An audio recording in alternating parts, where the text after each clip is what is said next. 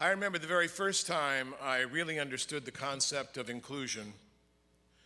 I was leading a staff meeting in one of my previous congregations. There were 6 of us in the meeting, 4 men and 2 women, and one of those women was Asian American. She's also our newest hire, whose job it was to lead us, ironically it would turn out, to become more diverse and socially active in our justice work.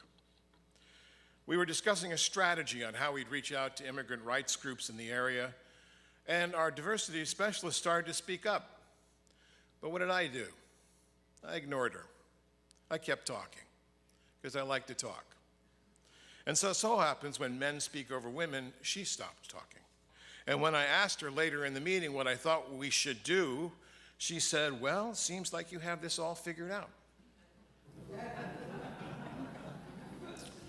And being rather dense at times, I was perplexed.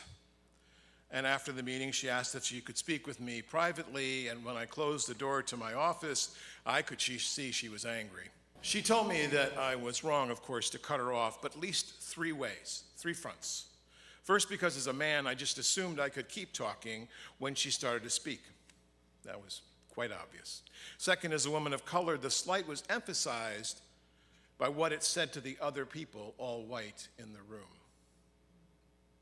Her voice was secondary. That's what my action told her. And third, her experience, indeed the very reason we hired her, was to work on the issue we were discussing. I started to speak again. For sure, she shut me down and said, "I'm not finished." And she went on to explain that men speaking over women is a symptom of patriarchy, which is very much alive in our culture. And that my dismissing her for her thoughts was a symptom of white supremacy culture.